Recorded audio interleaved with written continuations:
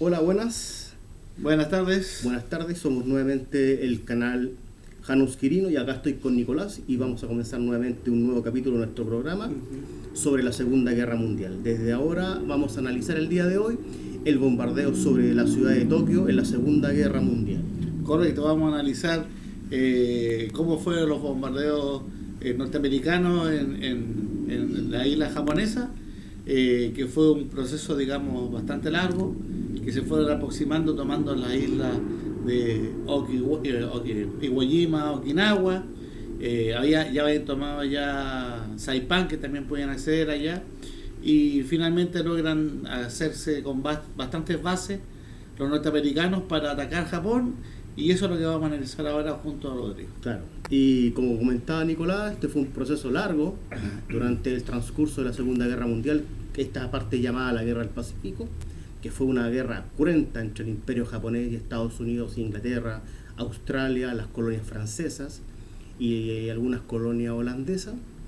Y Estados Unidos, mientras va derrotando marítimamente al Imperio japonés, se va apropiando de la isla adyacente hasta que llega a las Islas Marianas y logra desarrollar un nuevo bombardero que sería el bombardero B-29 Superfortaleza Voladora, que era un bombardero cuatrimotor que tenía una capacidad de alcance de 6.000 kilómetros, o sea, podía ir y volver a las Islas Marianas llegando al territorio del Imperio japonés en la isla de Hokkaido. Correcto, era un bombardero, digamos, el que reemplazaba al B-17, Claro.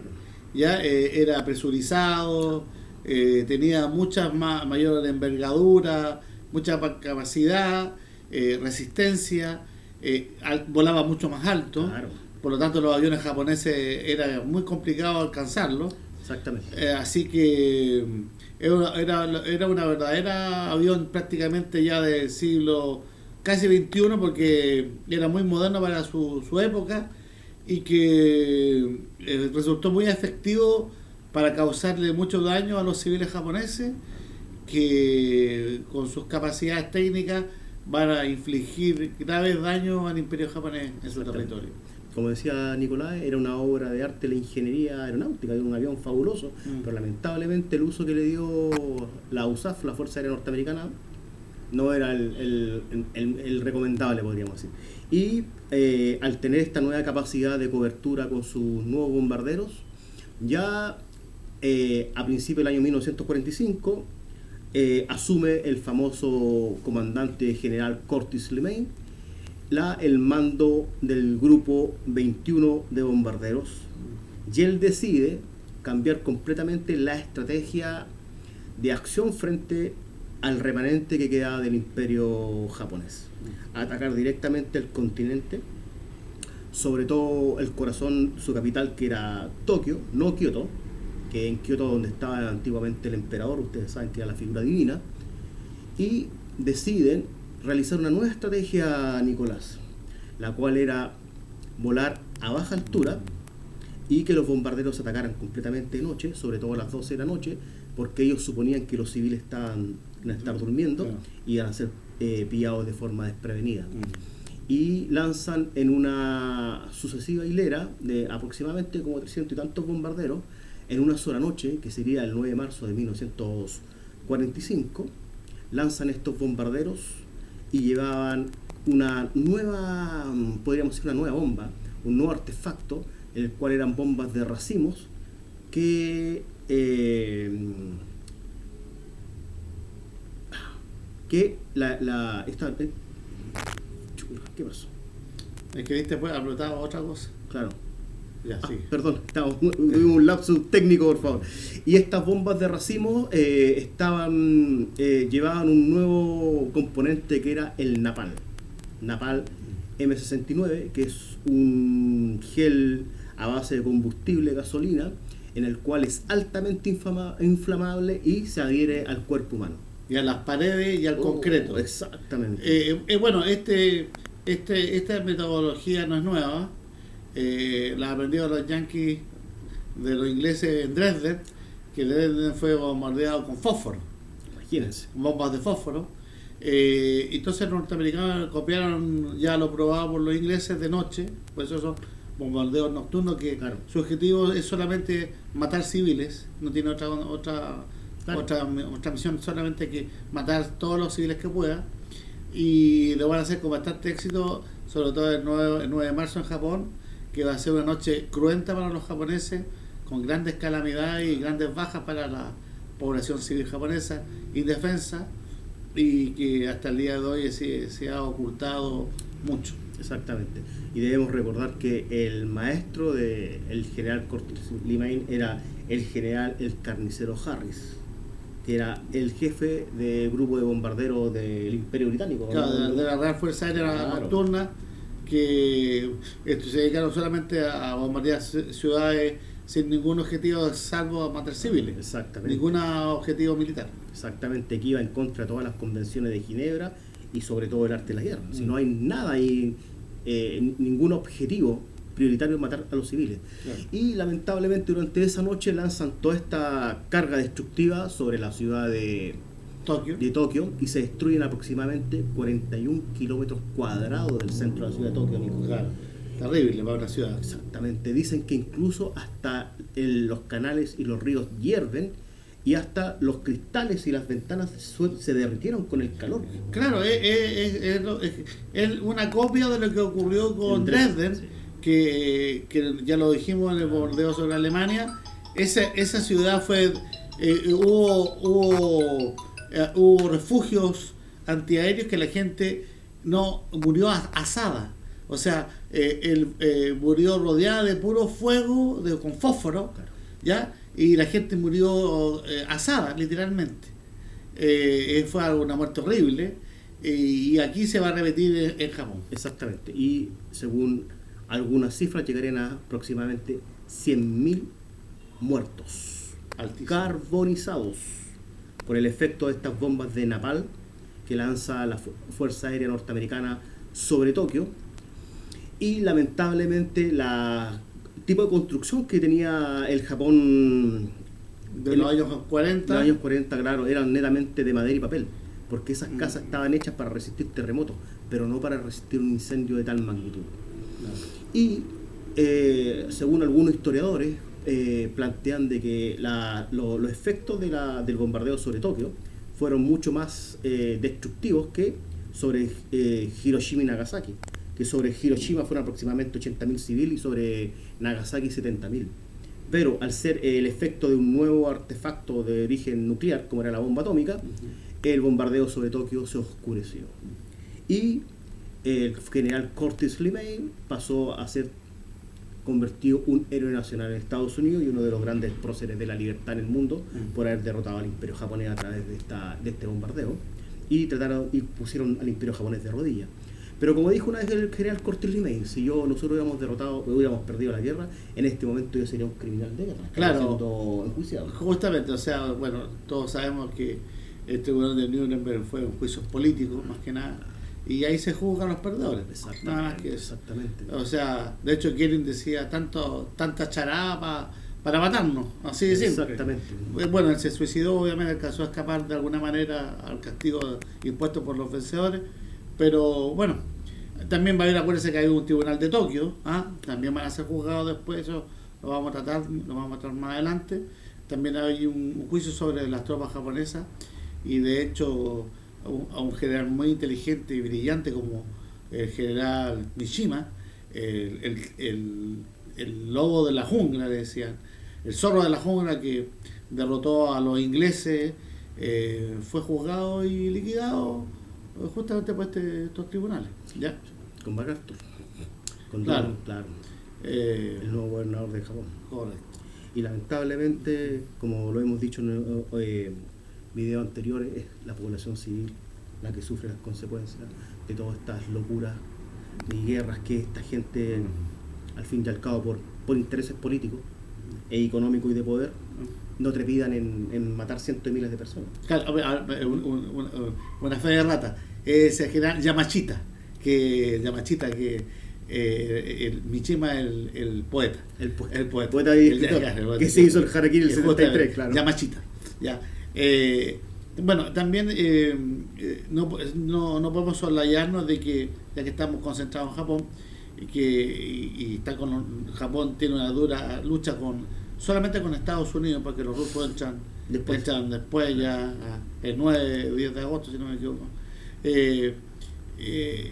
Dentro de las políticas de Roosevelt, va a tomar más a toda la población civil japonesa, violando los derechos de los ciudadanos japoneses norteamericanos, claro. Y van a ser mandados en condiciones muy deplorables a Arizona, terreno muy hostil, desértico, y ahí van a pedir una contribución de lealtad y guerra a los ciudadanos japoneses, y estos van a formar unos regimientos que van a luchar en el teatro europeo, los famosos soldados japoneses Nisei, ya van a luchar tanto en Italia y posteriormente en Francia hasta llegar a Berlín. Estos soldados japoneses norteamericanos eran excelentes tropas, muy bien apertrechadas, van a tener la mayor cantidad de condecoraciones de guerra lejos del ejército norteamericano, lejos. Tropas muy leales, muy disciplinadas y muy valerosas, y con una gran cantidad de bajas, altísima la cantidad de bajas, más de un 40%. Por lo tanto, la contribución japonesa de ciudadanos norteamericanos japoneses a la causa de los aliados va a ser indiscutida en el teatro europeo. Claro. Indiscutida. Los famosos Nisei. No se puede dudar de su lealtad como ciudadanos norteamericanos. Pero sí, de esa manera, aún así, Roosevelt los tuvo presos como verdaderos delincuentes y en condiciones de vidas paupérrimas. Y siendo ciudadanos norteamericanos, ¿eh? Correcto. Siendo ciudadanos norteamericanos. Con plenos derechos. Claro. Entonces eso también está siendo ocultado, claro, sistemáticamente por los vencedores. Claro. ¿Ya? Eso hay que decirlo. Pero hasta el día de hoy, no sé si habría algún tipo de compensación o de disculpa, no lo sé, tendríamos que averiguarlo. Pero es un hecho que quedó ahí. Bueno, y tampoco, si volvemos a los campos de concentraciones, no olvidemos que los ingleses lo inauguraron con los Boers, en la cual pusieron presos a todos los ciudadanos holandeses, más de 20.000 ciudadanos holandeses que estaban presos en los campos de concentración británicos, con una mortandad de un 40-50% de personas asesinadas o muertas por hambre y por enfermedades, y los ingleses ningún problema, los dejaron así morir nomás. Y también en la India, en su gran colonia. Y también en la India, la joya de su colonia. El año 43, claro. Más de 4 o 5 millones de ciudadanos indios van a morir de hambre, porque el ministro Churchill va a privilegiar que todos esos granos de alimentación se vayan a las tropas, y en vez de sostener a la población nativa, generando 4 o 5 millones, pero como no eran blancos, que se mueran. Claro, o sea, eso es una de las políticas raciales de Churchill que tampoco no se dice y que no se habla. Pero haciendo un paréntesis, Nicolás, qué extraño todo lo que tú estás planteando, porque supuestamente Inglaterra y Estados Unidos eran los adalides de la democracia. Correcto. Defensores de los derechos humanos. ¿Cómo era posible que en sus colonias realizar ese tipo de...? Bueno, es que el doble estándar, lamentablemente, es tan vigente en todos los sectores, sobre todo cuando tú vas ganando, y contra eso no se puede luchar, lamentablemente. Bueno, ¿para qué te vamos a decir? Después de la ocupación de Alemania, el sistema de desnazificación fue terrible, se privó a la gente de racionamiento alimenticio, se persiguió sistemáticamente a las tropas que habían luchado a favor de Alemania, como a las SS, que eran tropas de combate, solamente eran tropas de combate, pero igual se les persiguió y ellos tuvieron que arreglársela de alguna manera para sobrevivir un mundo absolutamente terrible. Bueno, de hecho, en el año 45, si tú estabas en Berlín y no tenías una mujer en la casa, no podías comer. Se ejercía la prostitución a niveles ya de más de un 50% de la población femenina en Berlín se prostituía porque no había comida. O sea, si tú no tenías una mujer en la casa, no comías. Y lo mismo en Japón también. Claro, o sea, es algo terrible, pero los hechos son hechos. O sea, la prostitución ya se estaba a niveles ya generalizados y se prostituían por un pedazo de carne o un paquete de arroz. Fue algo muy muy terrible que tuvo que pasar el pueblo alemán, sin contar obviamente con las violaciones sistemáticas que hicieron los rusos. Acuérdense que violaron 2-3 millones de mujeres alemanas en todo lo que es Europa, la Alemania oriental, lo que es Prusia, Pomerania, Silesia, Barta, y que ahora esas regiones están en manos polacas. Entonces, bueno, hay de los vencidos, dijo un... Y se nos había olvidado un tema, haciendo paréntesis también, Nicolás. Recuerda que Churchill y Roosevelt, como eran hombres tan demócratas, se gustaron con también una persona que defendía los derechos humanos, la democracia, como era nuestro querido tío Joe, ¿no? El tío Joe, Joseph Georgiano. Jugashvili, Stalin. Exactamente. Lejos el georgiano más, el tipo más siniestro, pero muy efectivo, logró liquidar a todos sus enemigos. Un tipo que no tenía, como buen político, no tenía ni Dios, ni ley, ni moral. Exactamente. Ya eliminó a todos sus enemigos, se hizo del poder y bueno, y como buen traidor invadió Japón el año habiendo un pacto de no agresión con los japoneses. Los japoneses son los grandes responsables también de que Alemania haya perdido, porque si hubiesen atacado cuando las tropas alemanas estaban en la operación Tifón, ya en octubre del 41, bueno, quizás hubiese sido otra la historia, pero bueno, lamentablemente las cosas son así. Stalin ataca el 9 de agosto a Japón, le ataca en los sectores con los limítrofes con la Unión Soviética, lo que es Gangilgón hacia el Pacífico, invade la Aleutiana. Fue todo peor, todo mal para Japón. No se arriesgó lo que debía. Y le quitó es que Japón y Alemania no tenían un mando conjunto, y pagaron muy grave el error. Muy grave lo pagaron, hasta el día de hoy. Hasta el día de hoy las islas Aleutianas siguen siendo japonesas, o sea, perdón, rusas. Así que, y no se las van a devolver tampoco. Igual que la isla Sajalín tampoco. No se las van a devolver. No, es verdad lo que te dices, Nico, porque si uno analiza la relación entre Japón e Italia y Alemania, no había un mando conjunto, no había tampoco una unión tan férrea. Incluso ahora estaba leyendo en la tarde y que dicen que un ministro del duce de Benito Mussolini le entrega el plan de la invasión de Francia, de la guerra de Francia, al alto mando franco-británico. O sea, ¿cómo se puede entender? Eso lo dice Salvador Borrego. Claro. Entonces, ¿cómo se puede entender eso, Nicolás? No, sí, por supuesto, por eso digo, entonces, lamentablemente, como estábamos diciendo, los alemanes pecaron mucho en ese aspecto, de no haber tenido un sistema en conjunto, haberse juntado más con los japoneses, por último, con respecto al tema de la Unión Soviética. Bueno, tampoco los alemanes quisieron avisarle a sus demás aliados, solamente sabían los fineses, y si no me equivoco, los fineses más que nada. Claro. No se le avisó a Japón también, ¿no? Cuando tuvo la oportunidad de expandirse hacia el Pacífico, atacar a la Unión Soviética, decidió tener una victoria pírrica hacia el Pacífico, hacia el sudeste asiático, y todo lo que ganó en un año finalmente lo perdió en 3 años cuando los norteamericanos llegan a Okinawa y Iwo Jima y a establecerse ya al lado de Tokio y quemar las ciudades. Y el imperio japonés tampoco le avisó a Alemania sobre el ataque a Pearl Harbor, No, pero los norteamericanos sí sabían que iba el ataque. Sí.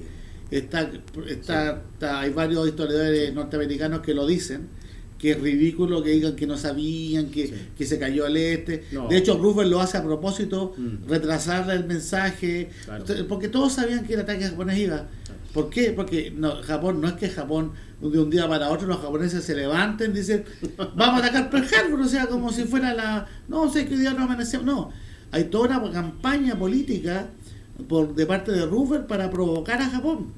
Primero, le congelan todo su dinero en Estados Unidos.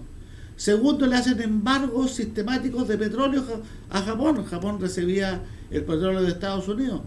Tercero, en las políticas internacionales de Roosevelt empiezan a obligar a Japón a que se retire de China. Le decían los norteamericanos a los japoneses, retírense de China. ¿Y qué le decían los japoneses a los norteamericanos? Bueno, si nosotros nos retiramos de China, también los ingleses tienen que retirarse de China, ¿o no?